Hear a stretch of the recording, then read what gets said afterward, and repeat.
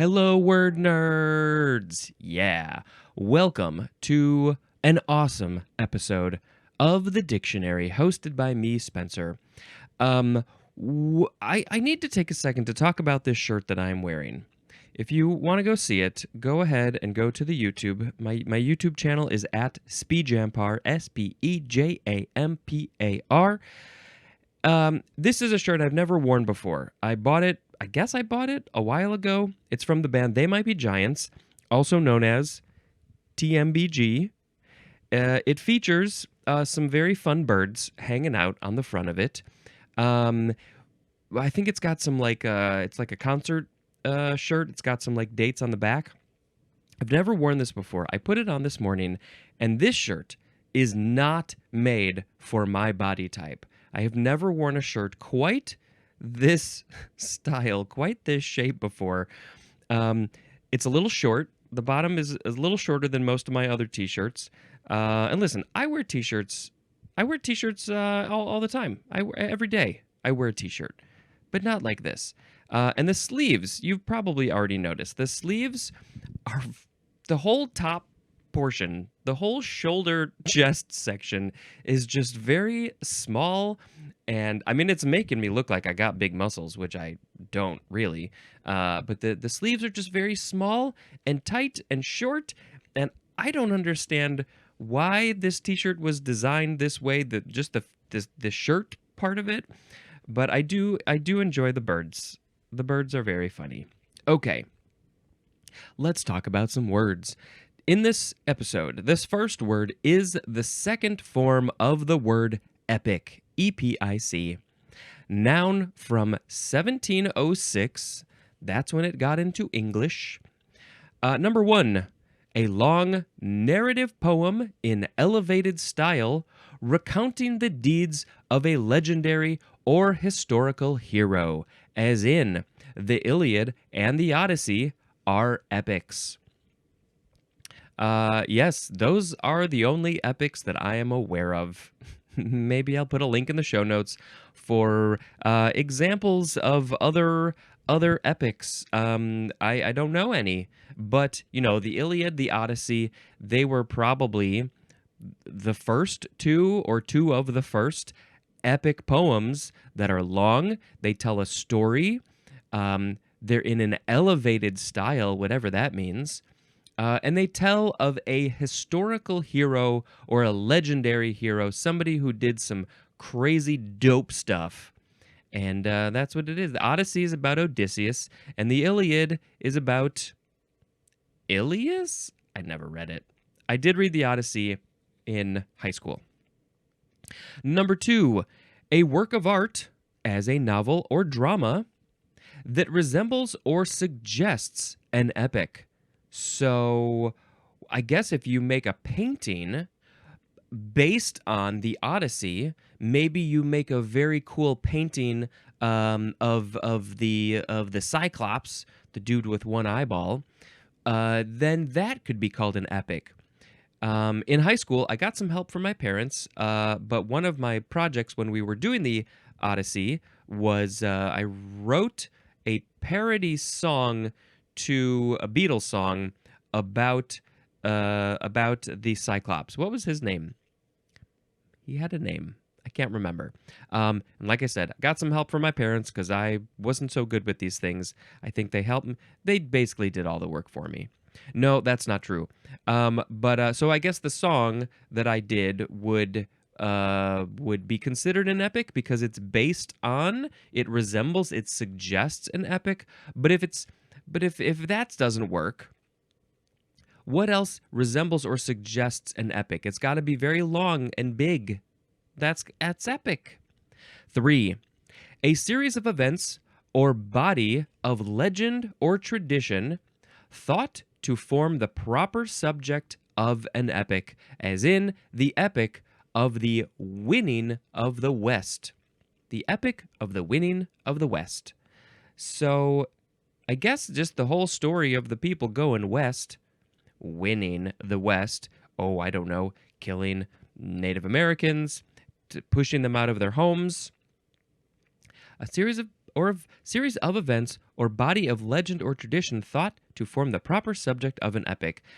So I guess if you're following one person who's going west and their travels and all the dysentery they got and who they encountered, I guess that whole thing would be an epic as well. Sure. Okay, sound effect time. We're gonna go. Here we go with epicalix, or epicalix. Epicalix is the first one. It's spelled Epicallyx. Epicalix. Noun from 1870. An involucra. I had this word. An involucra? Is that how you say this word? An involucra resembling the calyx but consisting of a whorl of bracts that is exterior to the calyx or results from the union of sepal appendages. Oh, come on. Come on, words. Come on. Dictionary, what is this? Epicalix. Well, we had calyx, so you probably remember that better than I do. Okay, yes, I had to confirm. We are talking about plants and flowers. So the involucra, involucre, resembling the calyx but consisting of a whorl of bracts that is exterior to the calyx or results from the union of the sepal appendages. Sounds like gibberish to me, but I am looking at a picture. And if you are looking at a flower, you got the petals on top, and the petals come from this sort of circular thing of green leaves. I would call them leaves. It's the calyx, Calyx. They come from that. But right below the calyx is the epicalix, because it's beside the calyx. It's below the calyx. And so that's what all this means. It resembles the calyx. It looks kind of similar, but it's not quite the same. And it's got bracts in a whorl. And that's what it is, the epicalix. I hope I will remember this. Next is epicanthic fold. Epicanthic, next word, fold. Noun from 1913. A prolongation of a fold of the skin of the upper eyelid over the inner angle or both angles of the eye. Okay. Now, is this like is this a thing that happens, or is this something that everybody has? Let's look up a picture so we can do better. The epicanthic was the skin fold. Well, yes, some people have this. The inner angle, that's the part on the inside, and I don't think I have this, but if the upper eyelid or the skin above the eyelid goes lower down, to be blunt, it looks like many Asian people have this type of eye, and some non-Asian people have it as well, and it just folds over the inner part of the eye, and it's just another way that the eye forms, that whole eye area. So let's read it again. Prolongation of a fold of the skin of the upper eyelid over the inner angle or both angles. So it could happen on the other side of the eye as well. And that's it. I mean, there's questions. Do Caucasians have epicanthic folds? Why do Chinese people have epicanthic fold? You know, I'll put a link in the show notes, because there is clearly some reason why that part of the world has this evolutionarily something to do with the environment. I don't know what it is, where they came from. What is it that these, mostly those people, have this different eye structure than a lot of other people do? But like I said, other people can get it. It's just a thing that happens. It's just the thing with your eyes. And yep, it's just the skin over the eyes. Okay, here we go. Boo, boo, beep, boo, boo. Next is epicardium. Noun from circa 1865. The inner layer of the pericardium that closely envelops the heart. Okay, it's just the thing in the heart, and it's on the inside of the pericardium, and it's the epicardium because it's near it, it's next to it, it's surrounding it, whatever it is, it's over there in that area, in the heart. Ba-boom, ba-boom. Ba-ba-ba-ba-bow. Let's see, what do we got next? We got epicarp. Epicarp, noun from 1835. The synonym is exocarp, which we will get to in the EX section. But it's something about the carps, and it's probably on the outside of the carp. That's my guess. Boo, boo, boo, boo, boo, boo, boo, boo, boo. Next is epicene. Epicene.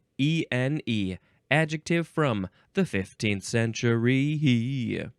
Number 1 is talking about a noun, a person, place, or thing. Have we added to that list of nouns? Why is it still just person, place, or thing? I feel like there's more, but maybe not. This is having but one form to indicate either sex. Having but one form to indicate, okay, so they didn't give me an example here, but we're talking about a noun. So would this be like, I guess the word actor? I mean, we have the word actress, but I think we're largely getting away from that and just using the word actor, just one word to say male or female or non-binary, doesn't matter. So I guess it's just saying there's one form of this word. So technically, I guess actor wouldn't be the best example because we do have the other form, actress. But for the sake of argument, because it's the first thing I can think of, let's say the word actress doesn't exist. Actor would be an epicene. It would be described as epicene because it's just the one form that says any sex, any gender can be this word, this noun. Refrigerator. Maybe that's another one. 2A, having characteristics typical of the other sex, and the synonym is intersexual. Now, typical of the other sex, so interesting. Well, I mean, no, biologically, humans can be intersex. I talked about the documentary Everybody, which everybody should watch. It's fantastic, and it's very educational, and you should go learn about that. So the idea there is that people are born biologically as not necessarily fitting into a male, quote-unquote, male or female box.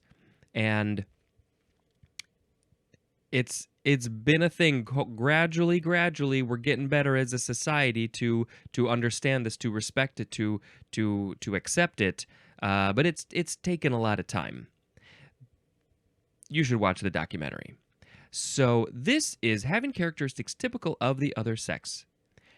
And I'm sorry, you're probably seeing a lot of cuts if you're watching the video because my nose, for some reason, is runny and sneezy today, and I don't know what's going on. Maybe I got the allergies again. So I'm just going to maybe have to let the sniffles go. Yeah, I don't know if it's a specific example of how this word epicene is used, but maybe it's used in humans, but maybe it's also other animals, that something's showing characteristics of this sex that they are not, and they would be called epicene. Okay, number 2B, taking this into a different route a little bit, maybe a bit more of a subjective or judgmental route. The synonym is effeminate, and one could argue that what's the opposite of this? One could argue that a man who is showing characteristics typical of the other sex, the women, would be considered effeminate. So that's why that's here. Why they have to call this out specifically, I don't know. I guess it's just used in that way, epicene. I've never heard this word before. I'm learning so much that I will probably forget. But this one seems like it's a good one to remember. Epicene can be used in these ways. Now, this one, to be, definitely seems more judgmental, or other words similar to that. 2A seems a bit more clinical, possibly. So I don't know how they get used exactly. Number 3, lacking characteristics of either sex.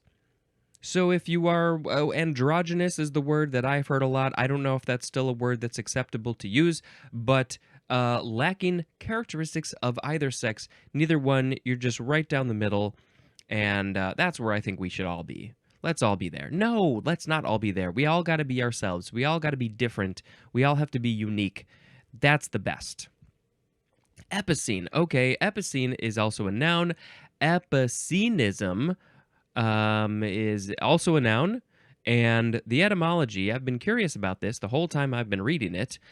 It is from Greek epikoinos, which is from epi plus koinos, which means common. Common? Okay. How does that connect to all these things that we've been reading today? Everything is about sex. The sex of things. Is it make? I don't understand this. If you have any thoughts or opinions or information about what that means exactly, how did that word evolve into things about both sexes, either sexes, neither sex? I don't get it. Common. I mean, I'm like, I can sort of see it, but like I can't put it into words. Whatever. Fascinating word, and I'm really curious about what people think of this. Intersex people who don't identify gender-wise as the sex that they were born into. Is this a word that they even know? I don't know. I've never heard this word. Okay, that's epicene. Spent a lot of time on that appropriately, I think. Epicenter is next. Noun from 1887. 1.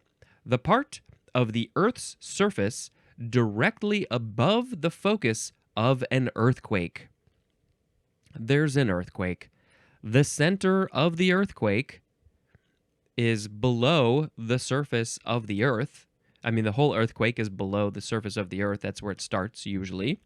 But then the center of the earthquake, if you go up to the Earth's crust above there, that's the epicenter. That's where the people can go. If you want to go see the epicenter of the earthquake, why would you want to do that? I don't know. Maybe you should go afterwards.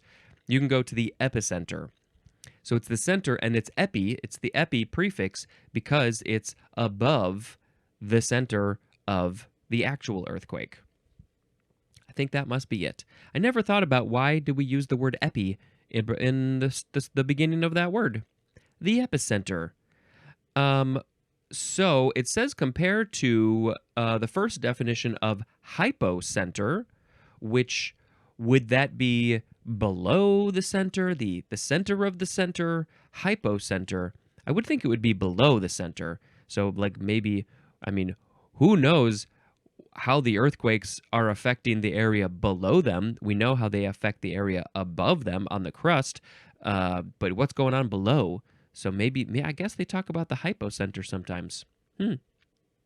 Number 2, this is, it's the 2A, 2B, and 2C definitions for the word center, as in the epicenter of world finance. And I don't specifically remember what 2A and 2B and 2C said, but all of them are the same as the epicenter. The epicenter, what's the epicenter of my world? My world isn't very big. I have home, I have work, I have my parents' house we go to sometimes. I have a few things, but so there's the epicenter. So it doesn't have to be like above or anything or whatever. It's just the center of your world. You are the epicenter of my world. Camera. Let's see. Epicentral is an adjective. This is from the epi prefix plus the Latin word centrum, which means center. Obviously, we all could figure that one out. Bo bo bo bo bo. Here we go with epichlorohydrin. Epichlorohydrin. And I believe that was mentioned in the previous episode in probably the epi prefix. Where are you? We got a lot of these words. We've seen some of them already. And I'm not, here we go. Epichlorohydrin, a chemical entity distinguished from such another by having a bridge connection. And the example is epichlorohydrin, which is, did I say noun from circa 1891? This is a volatile liquid toxic epoxide, C3H5ClO, having a chloroform or odor and used especially in making epoxy resins and rubbers. Yes, I can imagine that this would be toxic. It probably smells very strong and chemically. It's volatile, it's liquid, it is a toxic epoxide. We'll learn about epoxides and epoxies later. Chloroform odor. Yeah, why is that a hard thing to say? Chloroform odor. Chloroform odor. Okay. Next is epicontinental. Epicontinental. Adjective from 1900. Lying upon a continent or a continental shelf. Shelf. As in epicontinental seas. The water, the lakes, probably not lakes, the big bodies of water, they are on top of continental shelves. We only have continents and land masses because the continental shelves have pushed themselves up above the water. But the continental shelves, the tectonic plates, they go all around the world. They're all over the place. And so most of the world, most of the seas and the oceans would be epicontinental because they're sitting on top of the continental shelves. But if something is on top of the continents, what would that be? What's on top of them? I mean, the mountains are part of them. Buildings, I guess buildings, all the buildings that we make would be epicontinental. Ba-da-ba-ba-boo. Next is epicotyl. Epicotyl. Epicotyle. Epicotyl. Noun from 1880. The portion of the axis of a planet. Nope, that's not that word. The portion of the axis of a plant embryo or seeding above the cotyledonary node. Cotyledonary node. All these plant things. Cotyl and calyx. So the portion of the axis of a plant embryo or seedling above the cotyledonary node. You got to go look at the seeds and the embryos, the plant embryos, to find the epicotyl. Maybe we should just do a quick look to see if we can. Cotyl. What is this? Yeah, part of the seed. Let's look at more images so we can tell you we got a seed. We got the whole seed is the embryo. There's the coat that goes around, the seed coat goes around the whole thing. The center is the cotyledon. That's a word I've read before.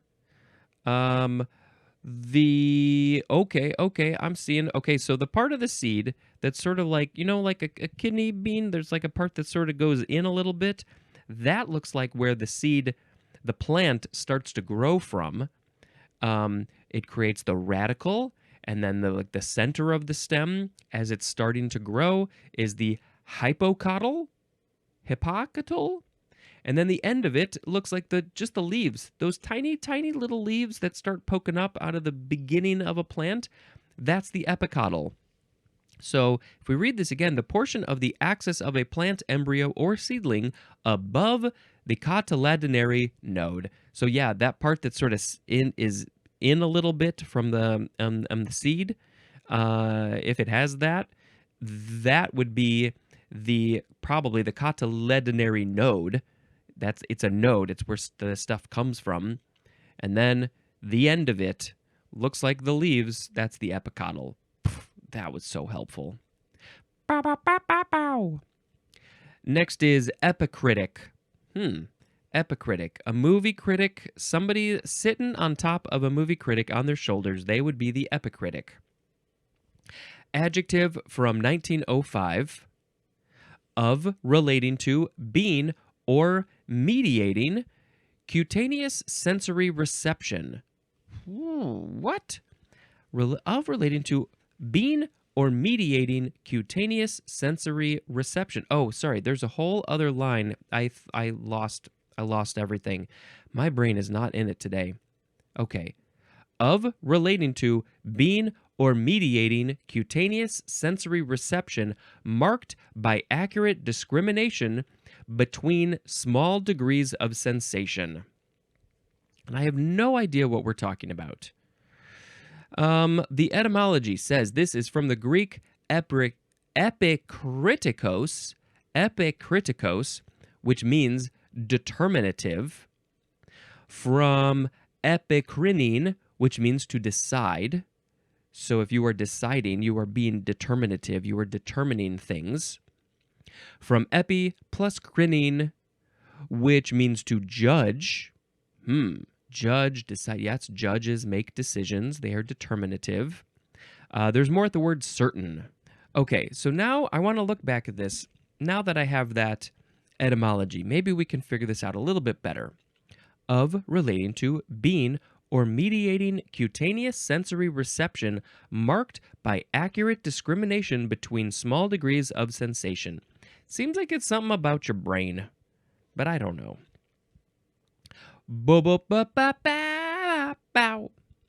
Epic simile. Epic simile.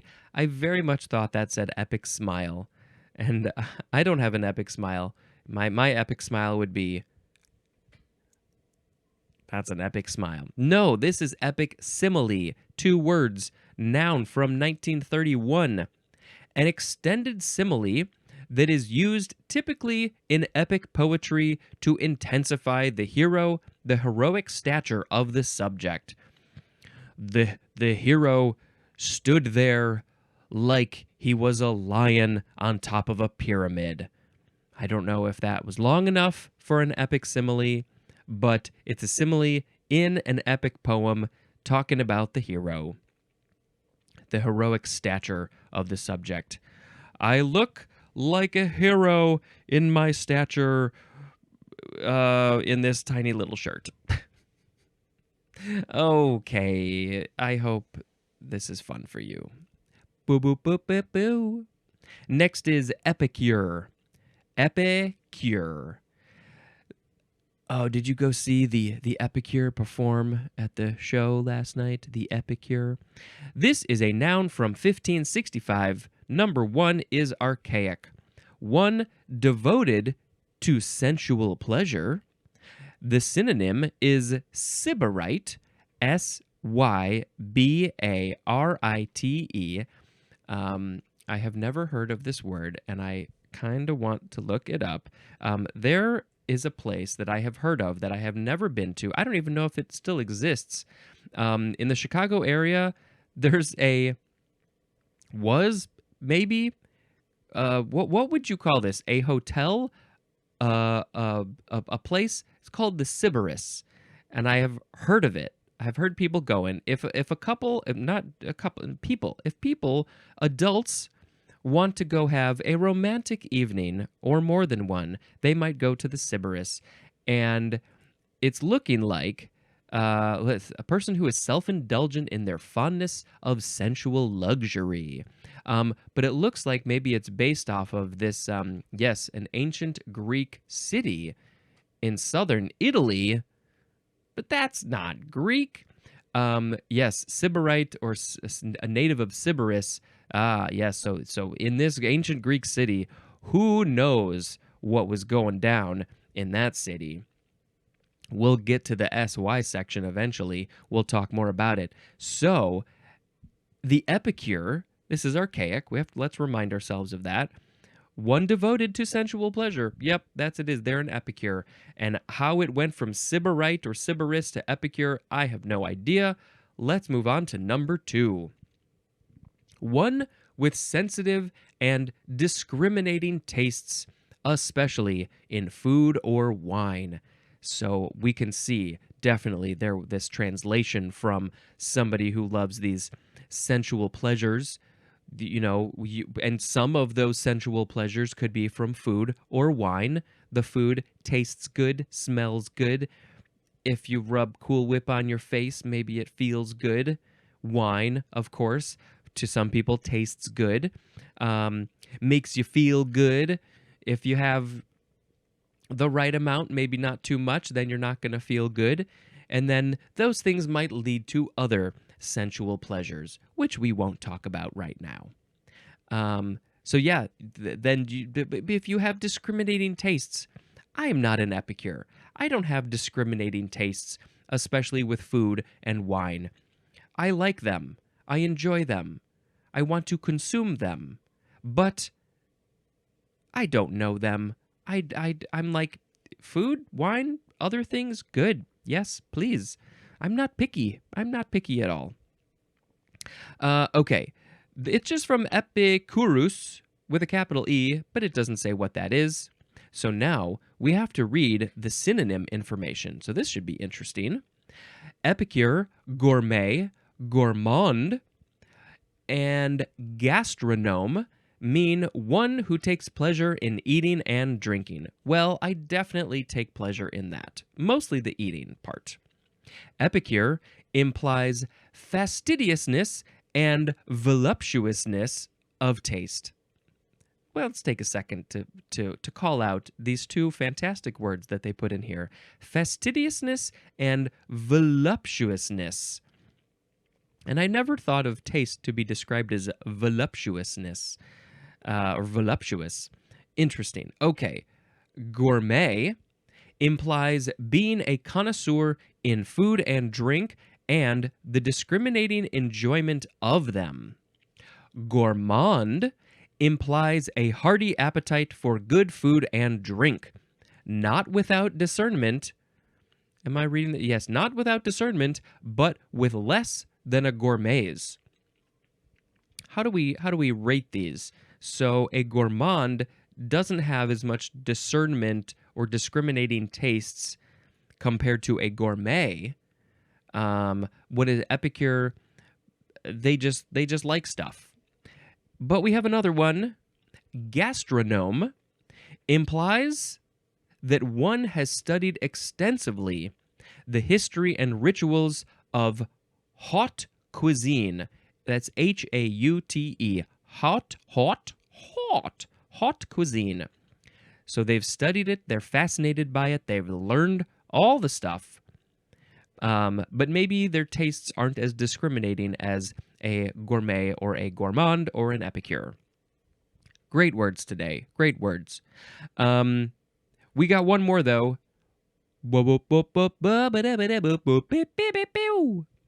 Epicurean.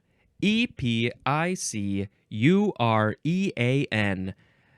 Adjective from 1586. One is capitalized. Of or relating to Epicurus or Epicureanism. And we're going to talk about those in the next episode. Number 2, of relating to or suited to an epicure. So if you've got some very fancy and awesome tasting foods, I guess they would be Epicurean because they are suited for an epicure, and wines as well. All right. Well, now is the time to pick a word of the episode. We had epic, epicalix, epicanthic fold, epicardium, epicarp, epicene, epicenter, epichlorohydrin, epicontinental, epicotyl, epicritic, epic simile, epicure, and epicurean. Well, there's a few good choices. Epicure I thought was very interesting. Epic simile, hadn't heard of that. Not sure why it needed to be in here, but I guess it was used enough that it needed to be in the dictionary. Epicene I find very interesting, and I don't know what society thinks of this word. but is a good one to learn. I think I'm going to pick epicene as the word of the episode because it's an interesting world that it's talking about, and I'm just curious about it. So, epicene song? Epicene, epicene. It's about both sex or neither sex or the other sex. Epicene. Uh, that's the song for epicene. And now I'm going to tell you about a couple of movies that I watched once my thing works. Let's see. What do we got today? Go away. I don't want to pay you money. We have, where did we leave off? We talked about those, and now we're on It's a Wonderful Knife, a new movie based on 2023, based loosely on It's a Wonderful Life. So if you know that story, you got a little bit of an idea on this one, except this one is a horror comedy, and somebody gets a chance to retry some stuff in her life. I don't want to give anything away.